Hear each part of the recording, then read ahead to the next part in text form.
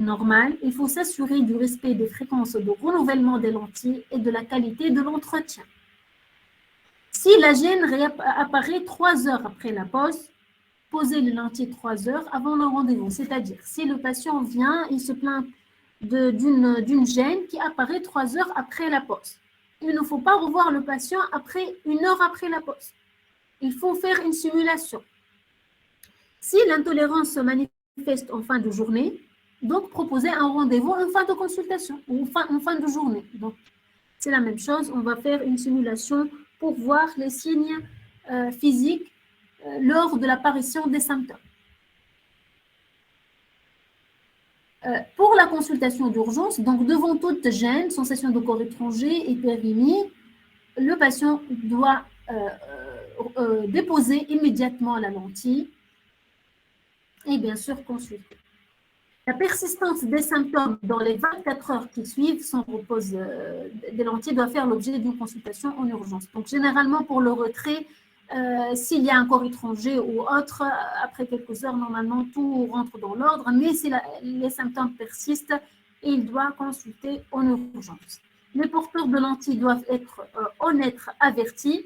Donc, tout ceci doit être mentionné sur les ordonnances préétablies qui sont disponibles il ne faut pas oublier la disponibilité de l'ophtalmologiste. Donc, comme la chirurgie, lorsqu'on opère, on est disponible en cas d'urgence. La contactologie est aussi, on peut aussi être sollicité en urgence, donc il faut être disponible ou donner aux patients une alternative, par exemple se faire remplacer.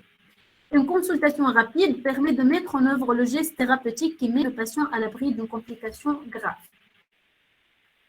Pour conclure, donc la pratique de la contactologie au sein d'un cabinet qui en a prévu l'organisation peut faire partie de l'activité courante de l'ophtalmologiste sans perturber l'organisation d'autres consultations.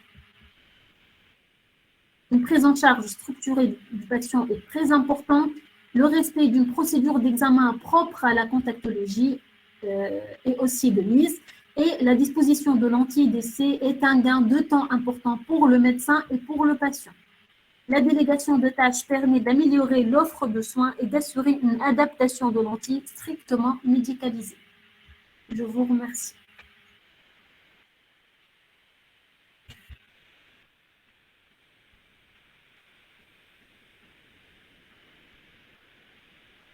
Est-ce qu'il y a des questions? Oui, j'espère que c'était clair. Malheureusement, on a voulu commencer par les complications, puis clôturer par l'organisation d'une consultation. Et malheureusement, je ne pourrai pas présenter en fin de session. Donc, vous allez voir les complications d'une façon détaillée. Si vous avez des questions, je suis là pour vous répondre.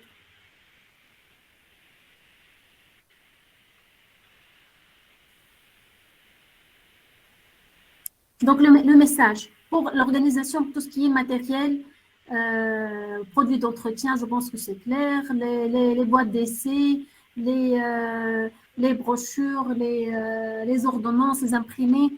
Je pense que tout est, en dehors des boîtes d'essai, tout est facile à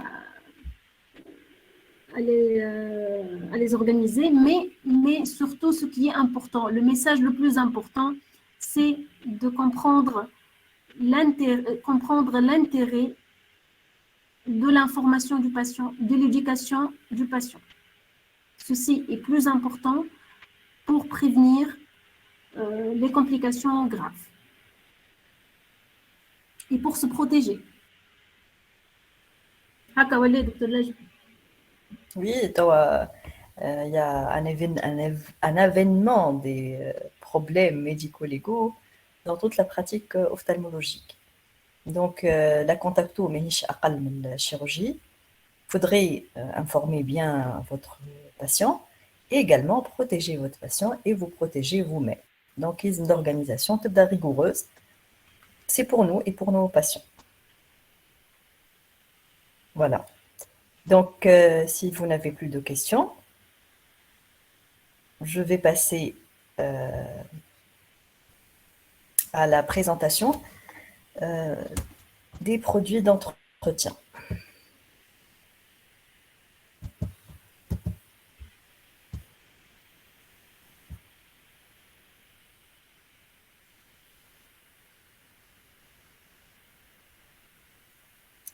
Est-ce que vous voyez mon écran? Oui, c'est clair, juste le diaporama. Voilà, très bien. Alors, les solutions d'entretien, c'est un élément clair dans le succès et la sécurité du port de lentilles de contact. Comme vous savez, le problème majeur qu'on traque après un équipement par lentille de contact, c'est le problème d'infection. Parce que nous allons être amenés à conserver plus ou moins longtemps nos lentilles. Ça dépend bien sûr du type de lentille, mais dans la majorité des cas, on va conserver ces lentilles. Et donc, c'est très important de savoir les différentes modalités qu'on va utiliser pour assurer la sécurité. Grossièrement, dans ce cours, on va voir 3 parties. On va voir comment on va enlever essentiellement les dépôts, puis on va voir comment enlever ou diminuer, si vous voulez, le risque d'infection, et après, on va voir quelles sont les modalités de conserver les lentilles de contact. D'une manière générale, on a besoin de deux types de produits d'entretien, les produits oxydants et les solutions multifonctions. Chaque produit a ses avantages et a des inconvénients, donc il faut les connaître. Ça va vous faciliter en fait après la manipulation et la prescription. Donc, que doit faire ou quelles sont les tâches donc, qui doivent être accomplies par une solution d'entretien? D'abord, on a besoin d'un nettoyage. L'objectif du nettoyage, c'est d'enlever les dépôts et les contaminants présents sur la surface de lentille.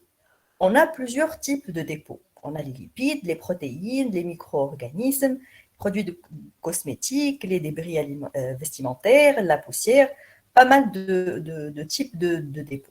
Et donc, on va enlever ces dépôts par l'intermédiaire d'un massage digital. Il existe plusieurs produits, on va les voir tout à l'heure, mais dans beaucoup de cas, notamment lorsqu'il s'agit de dépôts lipidiques, on a besoin de substances qui contiennent des surfactants. Et l'élément nécessaire, comme je vous ai dit dans ce nettoyage, c'est le massage digital que vous allez expliquer à votre patient. Après le massage vient le rinçage. Donc, ces dépôts qui ont été décollés doivent être éliminés. Donc, si on réalise bien notre massage et notre rinçage, on va enlever à peu près 90% des contaminants et des débris. D'accord? Donc, le rinçage peut se faire par une solution de chlorure de sodium d'une façon isolée, ou bien si on utilise une solution multifonction, cette solution va assurer la majorité, si vous voulez, donc des tâches qu'on va voir. Alors, quels sont les différents types de dépôts? Donc, il y a les dépôts lipidiques. Les dépôts lipidiques proviennent essentiellement des glandes de mébomus. C'est des dépôts de cholestérol, de triglycérides, d'acides gras libres et l'importance de ces dépôts dépend du matériau, mais également de l'environnement. Essentiellement, la composition du film lacrymal, la qualité du clignement et votre environnement. Et comme vous voyez dans les différentes photos, ça donne une image de crasse qui est plus ou moins importante ou plus ou moins compacte. Quelles sont les lentilles qui font plus de dépôts lipidiques? C'est généralement les lentilles hydrophobes. Donc, principalement les lentilles rigides perméables au gaz, il y a les silicones hydrogel et les lentilles donc, du groupe 2. Et il faut savoir également que la présence d'autres dépôts, comme les protéines, favorise l'accumulation de dépôts lipidiques.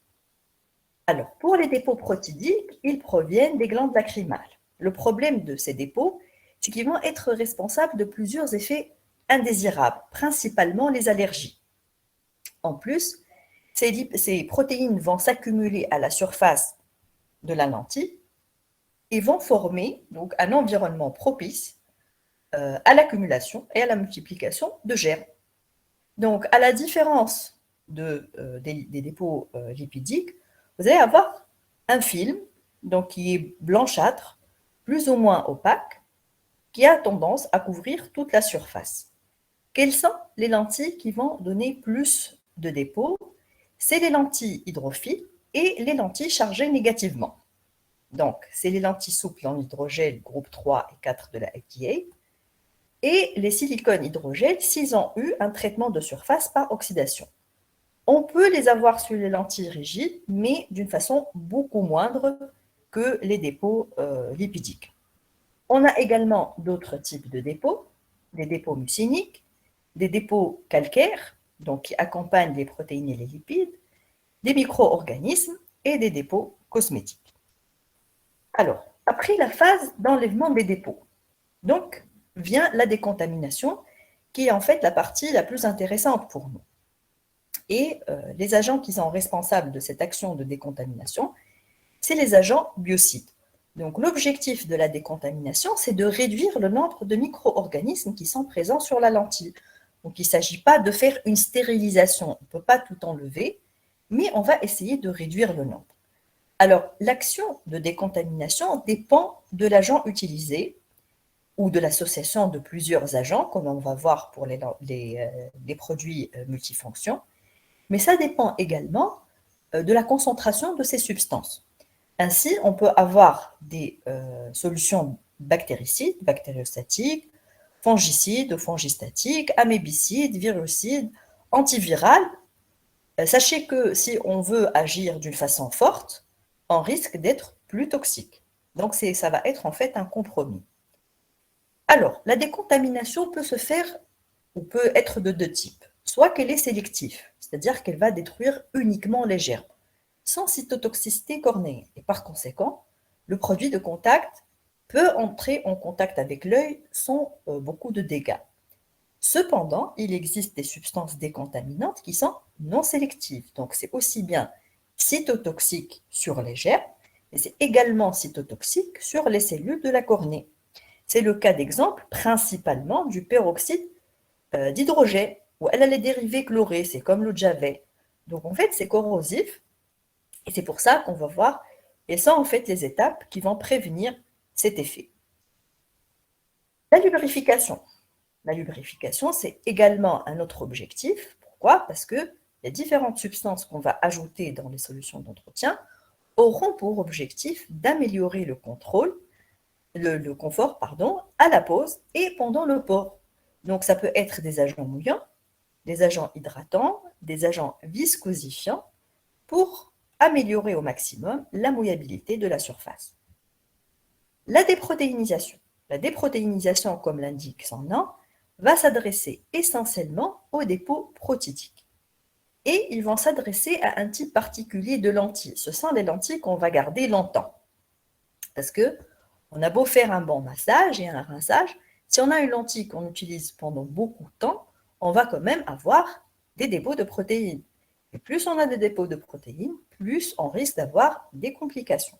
Donc, ça va s'adresser à des lentilles souples avec une durée de vie supérieure à 1 mois, mais également les lentilles rigides. Et ça se fait d'une façon hebdomadaire. On a plusieurs types de déprotéinisation. Il y a la déprotéinisation passive, donc ce sont les solutions dans lesquelles on va mettre les lentilles, comme par exemple dans les solutions multifonctions, où on a un produit particulier qu'on appelle le progente qui va associer deux types de solutions et qui est dédié essentiellement aux lentilles rigides, mais également on a la déprotéinisation active. Active, manière qu'on va utiliser des enzymes protéolytiques qu'on va mettre dans la solution pour aboutir à la déprotéinisation. Mais généralement, c'est des solutions multifonctions, voilà le progente. D'accord? On peut faire la déprotéinisation mécanique, qui m'a chauffé tout à l'heure, ou faire la déprotéinisation par l'effervescence dans le cas de solutions en peroxyde d'hydrogène. D'accord? Donc, s'il y a des problèmes, vous pouvez m'arrêter à tout moment. Alors, donc, on a vu l'élimination des dépôts. Donc, chauffe un massage, un rinçage, femme à la déprotéinisation si on a des lentilles qu'on va garder beaucoup. Chauffe la décontamination, donc comment on va enlever les germes aux femmes à des solutions sélectives, aux femmes à des solutions non sélectives, donc je vous en détail. Alors, le troisième impératif, c'est la conservation. Donc, si on va laisser notre lentille, on va la laisser dans la solution d'entretien, mais tu peux la garder dans les tuyaux pendant 2-3 mois Est-ce que ce produit-là assure justement la conservation et la protection contre les germes ou pas? Donc, la conservation a pour but d'empêcher la prolifération de micro-organismes susceptibles de contaminer le flacon de solution d'entretien ou la tuile. Donc, ceci suppose une activité rémanente, satisfaisante, donc durable, pour éviter une contamination jusqu'à la prochaine utilisation de la lentille. Et pour cet effet-là, on a beaucoup de types de conservateurs. Alors, les solutions d'entretien qu'on va voir. On a les solutions multifonctions. Multifonction. Donc, pour chacune des étapes, les chauffeurs tout à l'heure, il y avait un produit d'entretien dédié. Donc, l'intérêt des multifonctions, c'est de combiner tout ça dans une même solution pour simplifier l'usage. Donc, ça nettoie, ça décontamine, rince, déprotéinisation, lubrification, conservation, etc. D'accord? Mais pour ça, on va combiner plusieurs agents chimiques avec des concentrations variables. D'accord? Et il faut savoir qu'il y a une compatibilité entre les solutions multifonctions et la lentille qu'on va utiliser. Alors, concernant la décontamination dans les solutions multifonctions, il faut savoir qu'il y a plusieurs types de molécules qu'on peut utiliser. Actuellement, on utilise les molécules de grande taille. Pourquoi? Parce que si on utilise des molécules de petite taille, ces molécules vont pénétrer dans la matrice de la lentille. Donc, à la langue, ça va altérer la qualité de la lentille, mais ça va être également relargué lorsqu'on va mettre la lentille sur la surface oculaire. Et c'est l'intérêt justement de l'utilisation des molécules de grande taille. En plus, l'intérêt, c'est l'action sélective. D'accord? Donc, il va détruire, si vous voulez, la membrane de ces germes. L'inconvénient, c'est qu'on doit utiliser des hautes concentrations. Donc, les hautes concentrations peuvent engendrer des complications, comme on va voir, ce qu'on appelle le corneal staining. Alors, ça, c'était pour les solutions multifonctions. Il y a les solutions oxydantes. Les solutions oxydantes contiennent dans la majorité des cas du peroxyde d'hydrogène qu'on utilise à visée décontaminante. Ou FAM a également d'autres solutions oxydantes qui m'a l'hypochlorite et ça s'utilise comme une solution multifonction. Alors, actuellement, dans les solutions Hedum, on ajoute d'autres substances pour assurer éventuellement le nettoyage et la lubrification. On a dit que le peroxyde d'hydrogène a une action, si vous voulez, corrosive sur les cellules cornéennes. Donc, qu'est-ce qu'on doit faire? Eh bien, on va le neutraliser. Donc, neutraliser, je manière, on va décomposer cette molécule en eau et en oxygène. Comment on va faire? Alors, il y a grossièrement deux façons. Donc, ce sont des étuis particulières, comme en détail. Je trouve les étuis des solutions oxydantes. Les étuis des solutions multifonctions. Donc, dans ces bacs en blanc, on va mettre les lentilles. Et ici, il y a deux types d'étuis qui sont différentes. Les solutions oxydantes qu'on va neutraliser avec les comprimés de catalase. Par exemple, donc vous voyez un petit comprimé.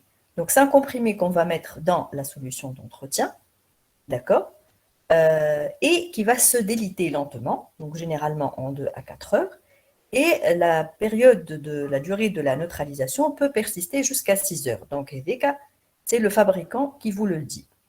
D'accord? On peut parfois avoir un témoin coloré, donc le comprimé tal dans la solution d'entretien, ça donne une coloration. Le deuxième moyen de neutralisation, c'est les disques en platine. Donc, vous voyez cet aspect vert, donc le disque en noir, et donc dans les bacs de mise en place des lentilles, et on va le mettre on fait une solution d'entretien, et ça nécessite environ 6 heures. Mais il faut faire attention, c'est que si votre neutralisation est insuffisante, donc le produit est encore toxique, et vous allez avoir une irritation. Donc voilà pour l'indicateur coloré. Donc lorsqu'on met le comprimé de catalase dans la solution d'entretien, il commencera à se dissoudre. Vous allez avoir un changement de couleur de la solution et ça va vous dire que c'est en train en fait de se déliter. Mais la durée, comme je vous ai dit, la durée nécessaire pour la neutralisation, c'est dans la boîte. Donc, c'est le fabricant qui vous le dit. Autre remarque également, c'est qu'il ne faut pas utiliser le disque de platine au-delà de sa durée d'efficacité. Et le disque en platine et je l'ai utilisé pendant plus de 3 mois. Alors, bas de 3 mois, il n'est pas du tout efficace. Donc, la neutralisation, elle va échouer et ça va être donc un contact toxique avec la cornée. Alors, les peroxydes d'oxygène, donc on l'a dit, ça va agir par décontamination non sélective, donc ça attaque la membrane cellulaire, les lipides, les autres composants cellulaires essentiels, mais quand même ils sont efficaces. Donc 2 minutes pour les bactéries, 1 à 4 heures pour les champignons et les protozoaires quand même, hein, et 6 heures à pleine exposition pour les kystes amibiens. Donc vous voyez que c'est très efficace, ça protège contre les contaminations par les amibes. Et en plus, le biofilm, tel qu'on a dit tout à l'heure, donc l'accumulation de certaines substances au niveau de la lentille, qui va faire que les germes ils vont proliférer donc, au niveau de cette lentille, et ben, il va être attaqué par ces solutions oxydantes, d'où justement leur efficacité. Alors, en plus de ces solutions multifonctions et des solutions oxydantes, on a, comme je vous ai dit, les solutions unifonctions. Alors, les solutions unifonctions ont été abandonnées, mais il existe quand même pour certaines actions, qui m'a la déprotéinisation, donc le progène qu'on a vu tout à l'heure, pour la déprotéinisation des lentilles rigides. Alors, je vois les avantages et les inconvénients de chaque type de solution. Pour les solutions multifonctions, donc on a vu l'action sélective de la décontamination, on n'a pas besoin de neutralisation. Je vais vous montrer après une vidéo, vous allez voir que l'utilisation elle est très facile. Il y a des conservateurs dans ces solutions multifonctions, donc on a l'action rémanente. Et si on masse bien la lentille et si on la rince bien, donc il faut éduquer les patients pour ça, on a une efficacité identique aux oxydants. L'inconvénient, c'est qu'il nous faut une bonne observance et c'est que le problème des substances qu'on va utiliser dans les solutions multifonctions, il s'agit de plusieurs molécules avec des concentrations qui sont élevées et ça peut donner également un corneal staining ou une toxicité cornéenne. Pour les solutions oxydantes, eh bien, il faut savoir que pour les solutions oxydantes, si on le fait bien, ben, ce sont les solutions les plus adaptées aux personnes qui présentent des allergies. Et comme on a vu, ils ont une efficacité antimicrobienne qui est optimale. Et que si on fait bien la neutralisation, eh ben, on ne va pas avoir de complications cornéennes. Mais l'inconvénient, c'est que finalement, ce sont des substances qui sont non sélectives, qu'on n'a pas de conservateur dans la solution. Il suffit que la solution, qu'on a fait la neutralisation de la solution, on ne peut pas garder la lentille dans cette solution. Risque également de neutralisation inadéquate, donc on peut avoir après des complications cornéennes. On peut avoir éventuellement de l'inconfort. Et puis, si ça contient des substances de faible poids moléculaire, on peut avoir une pénétration au niveau des lentilles et une altération de certains types de lentilles. Alors, ça, c'était pour les produits d'entretien. Les étuis sont des éléments très importants dans l'utilisation quotidienne des lentilles. Donc, les étuis, c'est là où on va décontaminer et conserver les lentilles jusqu'à ce qu'ils soient de nouveau utilisés. Donc, il faut savoir que c'est l'accessoire le plus contaminé des porteurs de lentilles de contact. Leurs parois absorbent de façon différente les biocides, donc on peut avoir une diminution de leur concentration, donc de leur efficacité. Vous voyez ici qu'il y a deux types d'étuis. Les étuis Liemenfourq, ce sont les étuis de lentilles souples, et généralement en firme des couvercles avec des couleurs, voilà, avec right and left, pour ne pas se tromper donc, de la lentille. Et puis, les étuis tubulaires, comme vous voyez ici, ce sont des étuis des lentilles rigides. Et bien évidemment, il ne s'agit pas du même type d'étui selon qu'on va utiliser une solution multifonction ou elle a une solution oxydante. Donc, Edomazo, c'est pour les solutions multifonctions. Pour les solutions oxydantes, voici l'étui. Donc, vous allez avoir ce réceptacle dans lequel on va mettre des lentilles. Si on utilise de catalase, donc on va avoir cet aspect. Et si on a plutôt les disques, c'est voilà donc l'aspect, voilà le disque en platine. Il faut savoir que le couvercle de ces étuis sont troués. Pourquoi? Pour justement éviter le risque de projection de couvercle ou d'explosion de l'étui au cours de la phase de la neutralisation, parce qu'il y aura donc de l'oxygène qui va être produit. Et bien évidemment, il faut toujours renouveler les étuis de lentilles selon les préconisations du fabricant. Quelle solution pour quelle lentille? Alors, les lentilles souples en hydrogel, c'est généralement les solutions multifonctions et il ne faut pas oublier la déprotéinisation. Pour les silicones hydrogel, ils sont hydrophobes, donc plus d'affinité aux lipides, sauf pour les silicones hydrogel traités. Donc, il faut utiliser des solutions qui contiennent des surfactants qui vont agir plus sur les lipides. Et il faut toujours insister sur le massage et le rinçage de ces produits-là. Et bien évidemment, utiliser des agents mouillants et lubrifiants. Pour les rigides, donc perméables au gaz, donc il y a les solutions unifonctions, il y a les solutions multifonctions. Il faut insister également sur la déprotéinisation, comme je vous ai dit, parce que ce sont des lentilles qu'on va garder donc pour longtemps et on peut utiliser les solutions oxydantes. Donc, en cas de port occasionnel avec des lentilles de renouvellement fréquent, privilégiez les solutions multifonctions. Ou bien, on peut avoir donc des solutions unifonctions en unidose. Pour les sujets allergiques, on va voir ça dans le prochain séminaire, privilégier les lentilles jetables journalières. Le moche-là, c'est que ce sont des lentilles qu'on va jeter à la fin de la journée, donc ça coûte de l'argent. Donc, on peut opter pour la solution d'hydrogène ou d'hypochlorite. Et en cas de sensation de sécheresse, pensez aux solutions d'entretien hypoosmolaires. Alors, quels sont les signes d'intolérance qui sont occasionnés par les solutions d'entretien? En fait, c'est des signes qui sont d'intensité variable, de gravité variable, et même les mécanismes ils sont variables.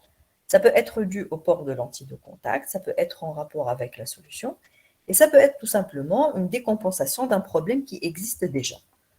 Donc, les mécanismes ils sont variables. Il y a l'hypersensibilité aux composants, la toxicité liée aux conservateurs, l'effet détergent de la composante lipidique, des dépôts sur la lentille, les altérations également des mucocytes conjonctivales responsables de la diminution de la phase mucinique et des phénomènes inflammatoires. Alors, parmi ces problèmes, on a la conjonctivite gigantopapillaire. Je ne vais pas trop détailler ça parce qu'on va la voir en détail lors du prochain séminaire. Donc, ce n'est plus vraiment une conjonctivite allergique parce que le mécanisme, il est essentiellement mécanique et un peu allergique, mais sachez que les solutions d'entretien peuvent aggraver beaucoup les choses par leurs conservateurs, par les déprotéinisants enzymatiques, les décontaminants ou bien la réaction justement au dépôt protéinique. Donc voilà, ici le même schéma pour vous redire que plus le poids moléculaire des solutions, des substances décontaminantes est petit, plus ils auront tendance à pénétrer dans la lentille et par conséquent après on va avoir un relargage de ces substances sur la cornée, donc on va avoir une toxicité cornéenne, mais ce ne sont plus des molécules qui sont utilisées. Alors, plus l'agent décontaminant est efficace, plus il est toxique. Des solutions à même concentration de certaines substances décontaminantes, ils peuvent avoir une cytotoxicité différente à cause justement des associations avec d'autres substances. C'est le problème essentiellement des solutions multifonctions et ça dépend également des matériaux de la lentille de contact. Alors, le fameux corneal staining, donc on a la Solution Induced Corneal Staining ou ce qu'on appelle le SIX. Donc, comme vous voyez, c'est en fait une sorte de KPS. On va avoir un maximum après 2 heures du port de lentille de contact, mais ça peut disparaître. C'est le plus souvent asymptomatique. Il n'y a pas de corrélation entre l'importance et la symptomatologie clinique, mais parfois ça devient chronique et ça devient gênant. Et à chaque fois qu'on a ça, il faut grader l'altération et préciser si ce staining il est profond ou pas et si c'est étalé ou pas. Parce que plus c'est profond, plus c'est étalé, plus on va avoir des symptomatologies et plus c'est gênant pour le patient et c'est responsable de l'abandon de la lentille de contact. D'accord? Donc, ça pose un problème également pour la rupture de la barrière épithéliale pour tout ce qui est conséquences infectieuses. Pratiquement toutes les solutions qui sont impliquées, sauf pour les solutions oxydantes où vraiment l'incidence elle est très faible. L'association multifonction lentille en silicone hydrogel est la plus fréquemment donc, responsable de cette atteinte. Donc, généralement, si on a ce problème, qu'est-ce qu'on fait? Donc, on change la solution.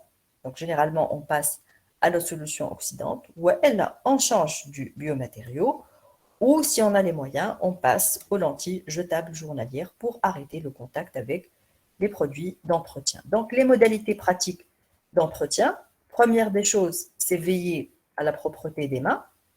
Donc, bien laver les mains à la pose et la dépose. Pour les solutions donc multifonctions, une fois la lentille est retirée, on la place dans le creux de la main, il faut bien la masser. On va après la rincer par la solution multifonction. On va poser tout ça dans l'étui et on va remplir par la solution d'entretien.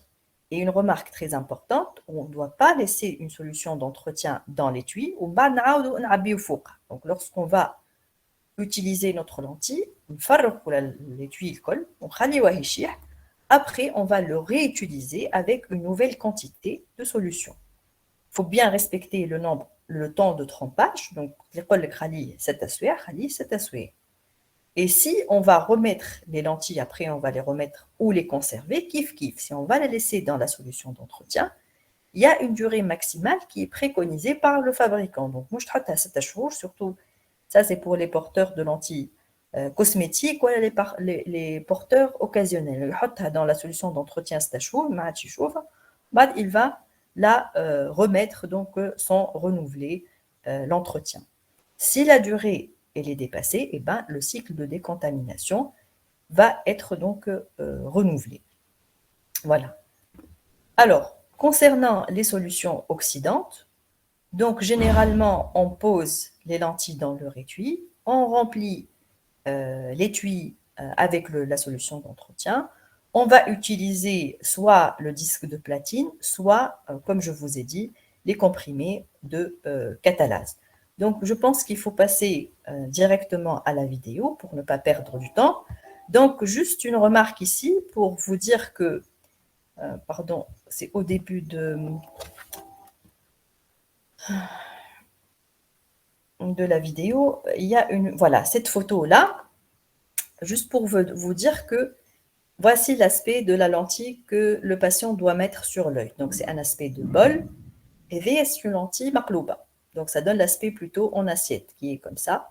Donc, il faut bien montrer, il faut savoir comment mettre les lentilles dans les ateliers, comment mettre la lentille et comment l'entretenir. Alors, voilà. Donc, on va mettre la lentille dans le creux de la main. On va bien la masser délicatement. Donc, tout ça par la solution RNE, c'est une solution multifonction. On va rincer la lentille par la même solution. On va la mettre dans l'étui. On va après mettre la solution multifonction. Et après, donc, on va fermer les deux étuis en s'assurant qu'il s'agit bien de l'œil en question. Il ne faut pas les inverser. Voilà.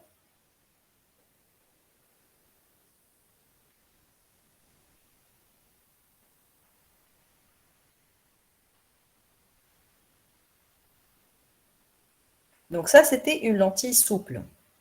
Donc, ce sont les étuis de la lentille souple. On va voir maintenant les lentilles rigides.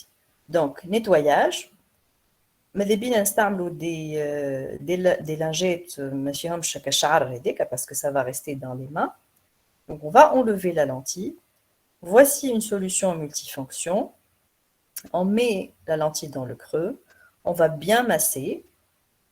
Et puis, vous voyez que l'étui, il est différent. Donc, je vous comment on met ça dans l'étui. Voilà. Donc, on rince après avoir fait le massage. On va remplir les étuis par la solution multifonction. Voilà.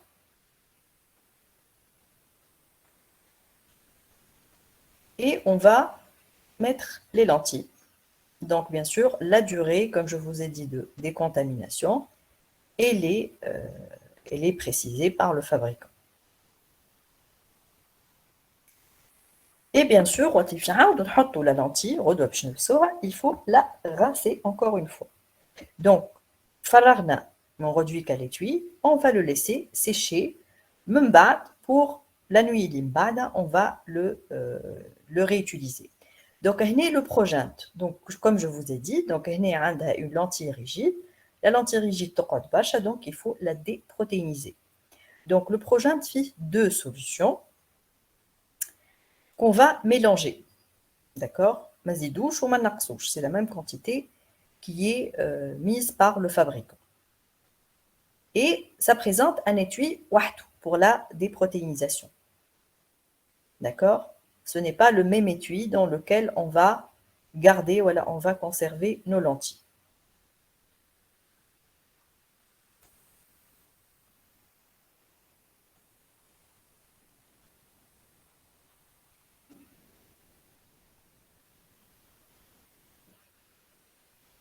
Voilà.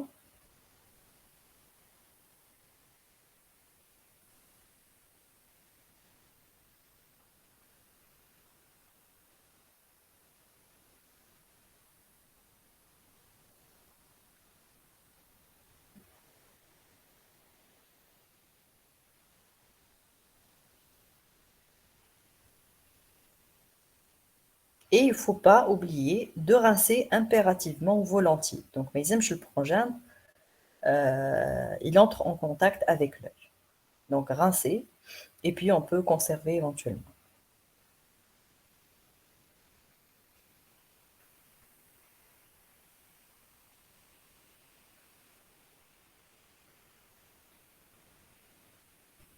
Alors, on va maintenant voir une solution oxydante. Donc, l'étui, c'est différent. On met nos lentilles dans le réceptacle. On va remplir tout l'étui. Il y a un disque de platine. Donc, ça va donner des bulles. Et dès que le couvercle il est troué, donc l'effervescence va enlever les protéines et va nettoyer et donc décontaminer. Donc, à peu près, en moyenne, c'est 6 heures. Donc, bien sûr, c'est selon les fabricants. D'accord? Voilà. Il faut bien sûr ne jamais utiliser la solution sur l'œil. Jeter et laisser sécher. 10 mains. Pas de solution dans l'étui. Donc, voilà. Est-ce que vous avez des questions?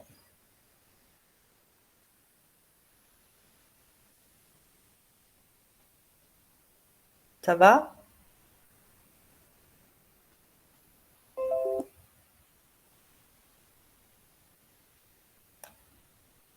C'est bon, c'est clair? Donc, si on n'a pas de questions, on peut passer aux vraies complications, donc aux complications infectieuses. Docteur Lejmi, pardon. Oui. Ouais, ce n'est pas une question qui relève des solutions d'entretien, mais je voulais juste savoir si on est amené à utiliser des colliers avec des conservateurs chez les patients utilisateurs de lentilles de contact. Y a-t-il des conseils, y a-t-il des astuces, des recommandations? Oui, ça va faire l'objet du cours séminaire G, mais d'emblée, actuellement, on a beaucoup de molécules sans conservateur. Le mieux est d'utiliser des molécules sans conservateur. D'accord? Tout à fait. Par exemple, pour les sujets glaucomateux, ça pose problème pour tout. Exactement. Pour les malades qui utilisent un traitement au long cours. il faut ôter les lentilles de contact généralement. Donc on va instiller. وما تعاود تلبس اللانتي كاين 20 minutes après. Donc جميع القطره نتاع الليل ils ne sont pas trop gênés خاطر باش نحي اللانتي نتاعو. Il va mettre la goutte وبطبيعته باش يحط la lentille dans le produit d'entretien نتاعو وما يلبسها كان غدو. D'accord? Donc pour les patients qui sont sous monothérapie en prostaglandine مثلا, ça ne pose pas de problème. Mais dima, il y a cet espace entre les conservateurs ou le port de lentilles de contact. Et puis, il faut encourager l'utilisation de larmes artificielles, d'accord, qui sont parfaitement compatibles avec les lentilles de contact. Pas de molécules très visqueuses, d'accord. Donc, femme a des molécules dans la viscosité acceptable. Il faut éviter des médicaments qui sont très visqueux, d'accord. Pendant le séminaire G, Inch'Allah. D'accord? Oui, merci, Dr. Lejmi. Alors, on va passer les complications infectieuses.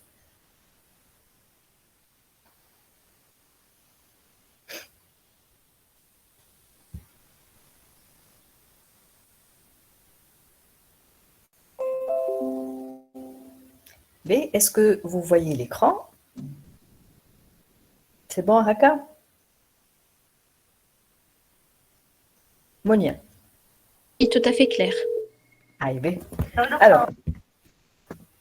Alors, pour les complications, donc on va voir les complications infectieuses, on va chauffer les complications non infectieuses. Les complications infectieuses, tout ce qui est partie clinique ou col, ça ne diffère pas vraiment au cours que vous connaissez, d'accord. On va voir les particularités du port de lentilles de contact et surtout ce que vous allez découvrir, ce qui est très passionnant, ce sont des notions qu'on ne connaît pas du tout, les complications non infectieuses. Donc on va commencer par les kératites bactériennes et les lentilles de contact. Donc le port de lentilles de contact, c'est la première cause de kératite bactérienne dans les pays industrialisés. D'accord? Donc c'est assez fréquent, c'est assez grave. Il faut savoir qu'il y a des ports particuliers qui favorisent ça. C'est le port prolongé et nocturne.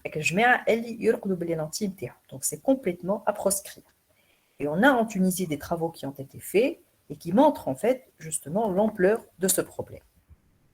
On a les mécanismes physiopathologiques de l'apparition d'une complication infectieuse chez le porteur de lentilles de contact. En dehors de tout problème d'entretien, là où le porteur il est particulièrement exposé. Pourquoi? Parce qu'on a une altération de la barrière anti-infectieuse. Et des modifications de l'épithélium cornéen qui va s'amincir. Il va être traumatisé. Donc le port conal, ce sont des micro-traumatismes.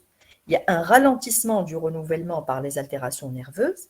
Les problèmes, les altérations de microplie et de microvillosité au niveau des cellules épithéliales, vous allez avoir une altération donc, de l'adhésion du film lacrymal, donc vous allez avoir une instabilité du film lacrymal, en plus de la toxicité des solutions d'entretien. Pour la conjonctive, amincissement, métaplasie pavimenteuse, donc il y aura beaucoup moins donc, de mucine dans le film lacrymal, et la diminution, bien évidemment, de mucocytes. Le film lacrymal, il sera désorganisé parce qu'on a des mécanismes inflammatoires, mécaniques, toxiques, chauffe le rôle des solutions d'entretien, donc instabilité. Et syndrome sec, comme on a parlé de ça, donc en long et en large, séminaire 3. Donc tout ça va altérer la barrière anti-infectieuse et ça va réduire le renouvellement de cellules épithéliales, donc liées à la principale barrière anti-infectieuse. Ils vont favoriser l'adhérence des germes alcool, et particulièrement le pseudomonas. Donc le pseudomonas, comme vous savez, c'est un germe qui est assez méchant. Alors, donc chez le porteur, chez un porteur asymptomatique, il y a déjà une modification de la flore conjonctivale. Donc vous voyez la différence, les coccygrammes positifs, ils sont très peu, et on a plutôt des bacilles grammes négatifs. Donc le pseudomonas et les entérobactéries, donc l'hygiène de la main joue un rôle très important. Rodobel a également l'entretien des boîtiers. Donc, ce sont des bactéries virulentes qui vont sécréter des adhésines, des toxines, des fibres qui vont envahir la surface et envahir la cornée et vont engendrer une lyse cellulaire et un développement de phénomènes inflammatoires associés. En plus, donc je vous ai parlé tout à l'heure de ce qu'on appelle le biofilm. Le biofilm, c'est en fait un mélange entre le germe la matrice extracellulaire qui est sécrétée par le germe en lui-même, mais également par l'hôte, suite à des phénomènes d'irritation et d'inflammation, même modérés. Donc le biofilm qui va s'accumuler au niveau de la lentille, il va favoriser l'adhérence du germe et ça va être son apport nutritionnel, il va favoriser l'évacuation de ces déchets métaboliques et finalement, ça va aboutir à l'infection. Et à cause de ce biofilm, les germes pathogènes ils vont être protégés et ils vont rester indétectables au site de l'infection et induire une réaction inflammatoire chronique. Et dès le phénomène, le massage qu'on utilise pour la lentille et l'étape de déprotéinisation, mais également la décontamination, elles sont très importants pour justement agir particulièrement sur ce biofilm. Je nomme les lentilles les plus exposées. Les lentilles souples d'une façon générale. Beaucoup moins les lentilles rigides. D'accord? Surtout si l'entretien elle est défectueuse. Si on a un port permanent, on a un port nocturne, il y aura une hypoxie cornéenne et ça va favoriser l'atteinte donc cornéenne.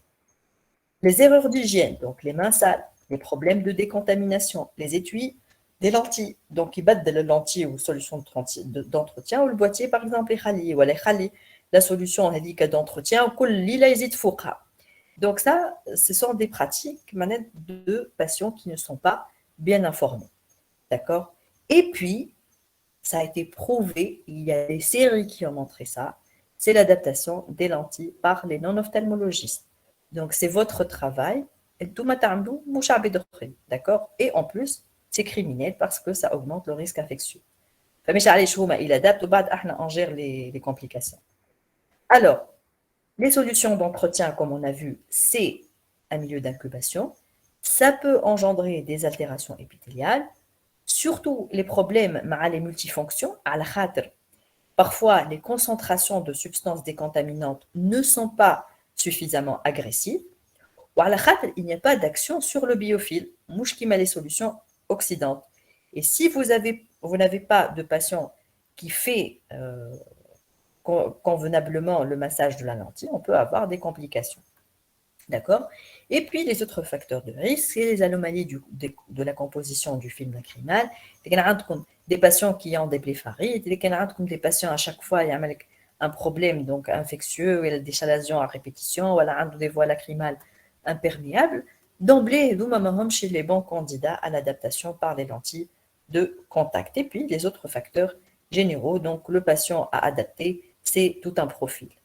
Les germes incriminés, donc en Tunisie, c'est le Staph aureus, le Staph epidermidis, mais également le Streptocoque pneumoniae et le Pseudomonas. Donc ça peut donner des lésions qui sont assez sérieuses. Le diagnostic, il est facile. Donc vous avez un patient porteur de lentille de contact, il va venir consulter parce qu'il a un œil rouge, douloureux, avec donc un syndrome irritatif et une baisse d'acuité visuelle plus ou moins importante selon le siège de l'abcès. Donc l'examen clinique, vous le connaissez mieux que moi, c'est l'œdème palpébral, l'hyperémie conjonctivale importante, le cercle périkératique, les sécrétions, un ulcère cornéen plus ou moins étendu, un infiltrat, ça peut s'associer avec une atteinte un peu plus profonde, avec une uvéite, ou elle a carrément une endophthalmie. Alors, cliniquement, parfois, on peut, par l'intermédiaire des caractéristiques de l'abcès en lui-même, reconnaître le germe en question. Par exemple, lorsqu'on a un staphylocoque épidermitis, vous avez un abcès qui est périphérique, plutôt à bord net et entouré par un stroma clair. C'est ce qu'on a le plus fréquemment. Le staph doré, c'est plutôt un abcès central, donc profond et dense. Donc, ça fait évoquer le staph doré. Le streptocoque, c'est des ulcérations centrales, elles sont profondes. Et c'est pour ça qu'on peut avoir un hypopion associé et les bords, ils sont irréguliers, pas comme ce qu'on a vu tout à l'heure. Le pseudomonas, donc c'est d'emblée l'abcès rapide, diffus, nécrotique et verdâtre. Et si on a un porteur de lentille de contact, il faut toujours évoquer le germe le plus virulent. Les signes de gravité ou les critères de gravité, vous les connaissez. Ça a un retentissement sur la prise en charge.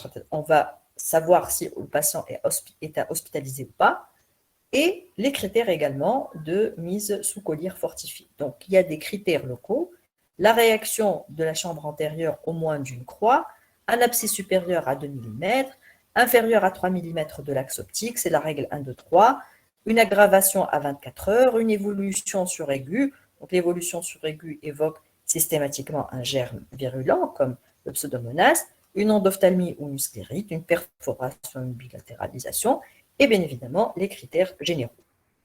Comment faire le diagnostic? Donc, vous le connaissez mieux que moi. Le frottis conjonctival, il est souvent négatif. Le mieux, c'est de réaliser un grattage cornéen.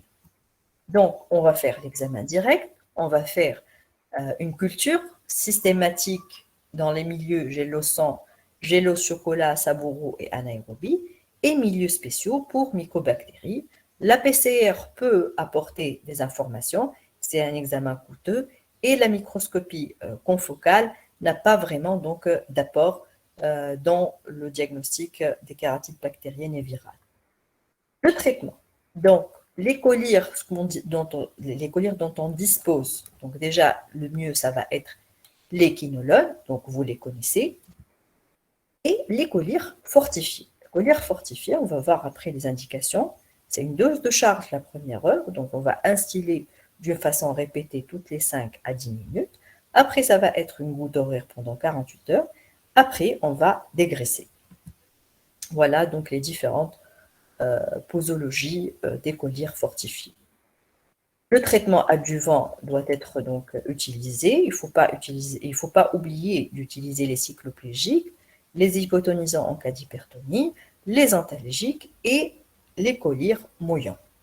Alors, pour l'antibiothérapie par voie systémique, elle est en fait controversée, mais on a tendance à l'utiliser lorsqu'on a des critères de gravité. Alors, les indications. Pour les collyres, généralement, comme je vous ai dit, une dose de charge la première heure toutes les 10 minutes, après toutes les heures pendant 48 heures, après on va diminuer pour une durée totale de 2 à 4 semaines. En absence de critères de gravité, l'antibiothérapie va se faire selon les facteurs de risque. D'une façon générale, fluoroquinolone, plus ou moins rifa ou aminoside, pour une durée moyenne de 15 jours et nécessité donc de contrôler votre patient d'une façon répétée. En présence de critères de gravité, on va hospitaliser le patient, on va le mettre sous antibiotiques fortifiés et ne pas oublier de renouveler ses collyres toutes les 4 à 5 jours.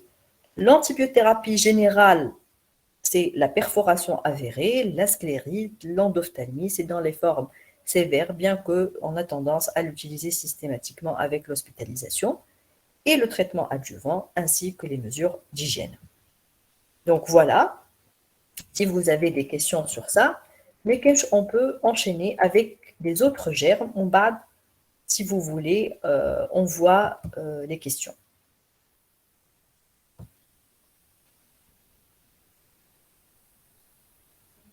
Voilà.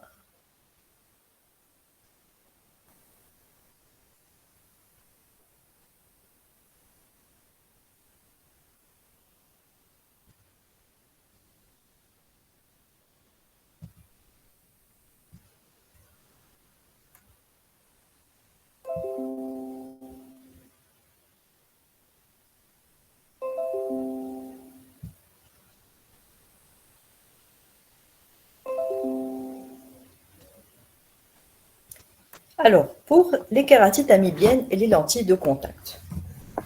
Comme vous savez, la kératite amibienne, c'est une infection cornéenne rare, mais malheureusement, elle n'est pas aussi rare avec les porteurs de lentilles de contact. Donc, c'est un problème à la fois infectieux et immunologique. Et c'est beaucoup plus fréquent dans les lentilles souples qu'avec les lentilles rigides, comme les infections cornéennes-colle. Et c'est plus fréquent chez les femmes. On a le problème du port de lentilles cosmétiques. Et puis, chez les jeunes qui n'assurent pas leur entretien donc d'une façon optimale. Alors, comme vous savez, l'amibe, c'est un parasite unicellulaire et il existe sous 2 formes, le trophozoïde et la forme de résistance, elle est le kyste. Donc, si on a des conditions favorables, on va avoir la transformation antrophozoïde.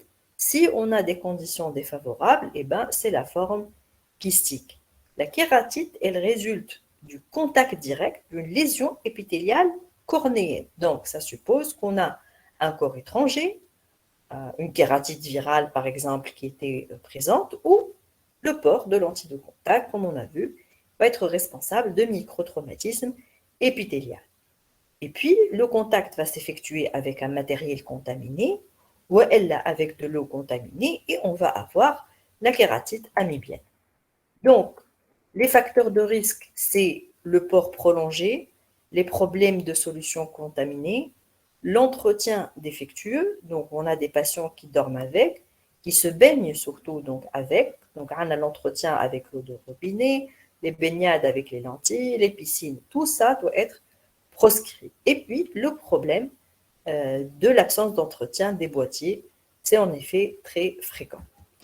Alors, les aspects cliniques, donc c'est une atteinte unilatérale et qui est très douloureuse et ça va se dérouler en deux phases. La première phase, on est plutôt dans l'affection, dans le mécanisme cytotoxique. Et puis la deuxième phase, on est plutôt dans l'immunologique. Donc on a dans la phase précoce 4 à 6 semaines de lésions épithéliales et sous-épithéliales. Et après, on a les manifestations immunitaires. Donc par exemple, un anneau immunitaire. Donc on a une kératite ponctuée superficielle. On peut avoir un œdème microkystique. On peut avoir des pseudodendrites, une infiltration épithéliale et sous-épithéliale, et puis la kératonévrite, donc radiaire. On peut avoir une lambite associée. Alors, l'atteinte tardive, donc la douleur, elle devient importante. Comme je vous ai dit, le mécanisme, il est immunitaire. Ça va être des ulcérations épithéliales récurrentes, un infiltrat stromal diciforme avec ulcère sous-jacent, un anneau immunitaire, une uvéite antérieure associée, et puis le risque de complications, que ce soit la surinfection, mais également les problèmes un peu plus profonds avec le glaucome, la perforation et l'atteinte postérieure. Les prélèvements, donc grattage profond de la cornée, lavage de l'œil avec du NaCl pour éliminer la fluorescéine et la sébésine. On peut faire également des biopsies cornéennes et il ne faut pas oublier de prélever la lentille, le boîtier et la solution d'entretien. Comme d'habitude, examen direct, culture qui est positive dans 50 à 60% des cas, d'où en fait l'intérêt de la PCR, et puis donc l'examen anatomopathologique si on a réalisé donc une biopsie cornéenne. Il faut savoir que la surinfection est très fréquente, donc il faut chercher quand même les autres germes. Donc c'est à peu près 75% des cas, donc c'est assez fréquent. Comment traiter? Eh bien, le traitement il doit être long et actif, aussi bien sur la forme active que sur la forme de résistance. Et le traitement antibiotique doit être associé, et ce traitement-là doit être actif sur les bacilles gram négatifs parce qu'ils sont nécessaires à la croissance de ce germe. Donc, je vous ai mis ici, vous allez la retrouver donc avec votre cours, la liste donc, de l'action contre la forme active et la forme donc, kystique. Le traitement, c'est une association, d'accord, pour augmenter l'efficacité surtout sur les kystes. Et les doses, c'est toujours une dose de charge. Donc, les 2 premiers jours, c'est une goutte horaire, y compris la nuit. Après, donc, on va dégraisser et le tout va être associé avec un donc une antibiothérapie contre le BGN également dépendra du résultat des prélèvements bactériologiques. Traitement général, donc si on a une atteinte stromale ou une sclérite associée, donc le triflucan doit être associé. Il ne faut pas oublier donc le traitement adjuvant, cycloplégique, antalgique. Les corticoïdes ne sont pas utilisés. Et si on est dans l'obligation, donc à cause de lésions d'ordre immunologique, il faut attendre 2 semaines. Et le traitement anti-amibien doit être prolongé au-delà de la corticothérapie. Et comme tous les autres abcès, le recours au traitement chirurgical est possible pour le débridement épithélial, mais également pour les kératoplasties à chaud s'il y a une perforation, ça va être essentiellement un traitement donc réalisé à froid. Voilà. Donc, j'insiste et je réinsiste sur l'intérêt de l'éducation donc du patient pour éviter les problèmes d'entretien parce qu'elles sont les plus pourvoyeuses de kératite infectieuse. Donc, c'est là donc notre problème. Alors, on va enchaîner avec les kératites fongiques.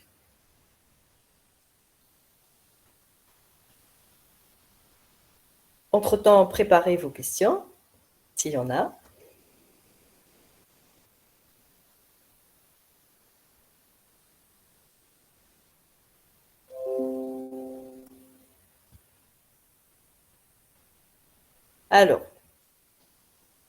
Alors pour les mycoses, c'est 4% de kératite des porteurs de lentilles de contact. Le problème dans ce contexte-là, c'est le type de germe, donc le fusarium et l'aspergillus. Donc ça donne plutôt des lésions qui sont assez agressives au niveau de la cornée puisqu'il s'agit de filaments. Il faut savoir que certains cas de kératite fongiques ont été reportés dans la littérature sous forme d'épidémie. Donc, j'ai dans des périodes de commercialisation de certaines solutions d'entretien où les solutions d'entretien qui en étaient responsables ont été retirées même bas du marché. Donc, pour vous dire l'importance de l'hygiène. Donc, ça doit être impeccable. La physiopathologie. Donc, comme je vous ai dit, c'est essentiellement des filaments. Docteur, là, les diapos ne passent pas. D'accord. Akachofu. Oui. Mais, on a plein écran, ou chauffe aussi ça passe ou pas. Mais. Donc, c'est des lentilles de contact hydrophiles ou en silicone hydrogel. C'est extrêmement rare avec les lentilles rigides. Les microtraumatismes vont ouvrir la barrière épithéliale à la pénétration de germes au niveau du stroma. Après, l'épithélium va se reformer et les germes, donc les champignons, auront l'occasion d'évoluer très très lentement au niveau du stroma. Donc, est-ce que ça passe, la diapo? Aspect clinique, tu fais Non. Non. C'est bon, c'est bon. C'est bon, tu as fait un aspect clinique. باهي خرجت من البلان ايكرون يظل باش نكملوا هكا في الاخر باهي نكبرها باهي donc le début pardon est progressif donc parfois explosif si bien évidemment par malchance femme un médecin ou un pharmacien a des corticoïdes donc c'est un message à passer à tout le monde pour les résidents, pour les médecins de famille, pour les externes, pas de corticoïdes. Alors, c'est une kératite, après un début progressif, ça va évoluer quand même rapidement. Et c'est résistant aux antibiotiques. Et les signes fonctionnels, ils sont communs à tous les types d'abcès. Donc, sur le plan biomicroscopique, le premier stade, c'est le stade épithélial. Donc, on va avoir des abcès qui sont plutôt grisâtres. Donc, vous voyez que l'aspect est différent par rapport à ce qu'on a vu tout à l'heure. Et rarement ulcéré, on a tout à l'heure qu'il y aura une fermeture de l'épithélium. Donc, après, on va avoir des infiltrats inflammatoires. Donc, forcément, ça va être une atteinte stromale, des bords qui sont irréguliers et surélevés, plusieurs lésions satellites, l'anneau immunitaire, donc l'aspect de microcristaux, d'accord, et les dépôts pigmentaires qui signent l'infection avec des champignons filamenteux pigmentés. Alors, le stade endothélial et camérulaire, donc vous voyez quand même que c'est un germe qui progresse en profondeur. On va avoir une réaction dans la chambre antérieure avec hypopion, des plaques de fibrine au niveau de l'endothélium, et si on a des atteintes profondes comme ça, on va avoir par conséquent des complications. la fente stromale, desmétocèle, l'ectasie, la perforation, l'endophtalmie, et j'en passe. Prélèvement. Il faut savoir que le transport doit être rapide au laboratoire dans les plus brefs délais, 2 à 3 heures.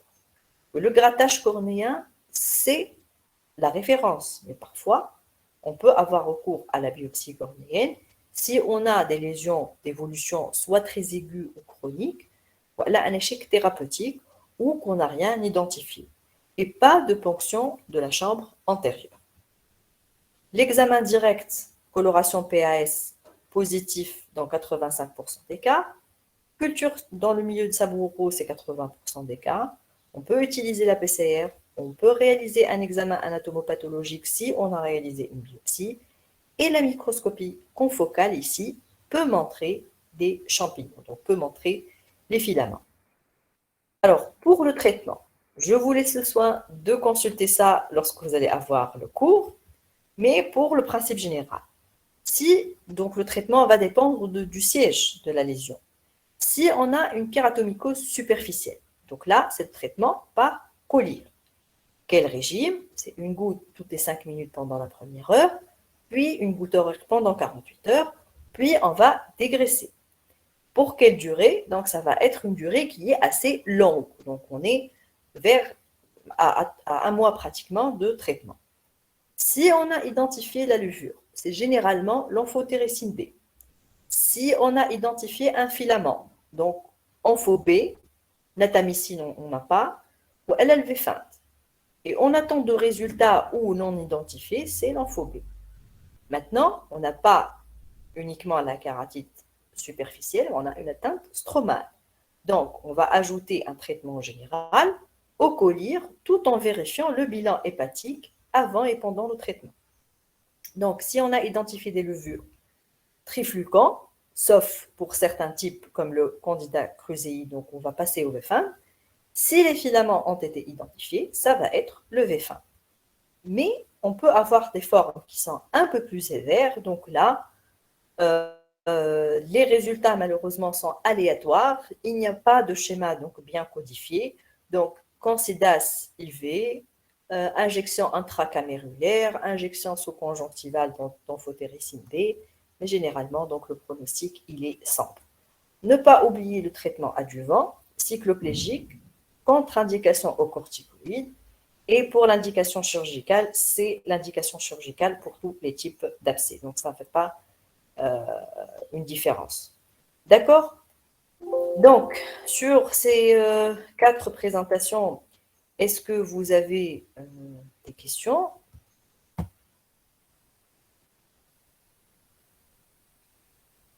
Et est-ce que, voilà, Dr Boulet dit, elle est parmi nous. Dr Boulet dit bonjour. Alors, les questions. Ça va, Fehmi, Noumoul Komar? Et là, je vais vous poser une question. Est-ce que vous avez reçu tous les cours ou famille chez des cours NERCI? Donc, si quelqu'un d'entre vous a constaté qu'il n'a pas reçu des cours, il n'y a pas de problème. D'accord? Ok. Ok. Merci. Bien. Donc, je vais voir, docteur Boulet d'ici, elle est prête pour qu'on passe aux complications non infectieuses.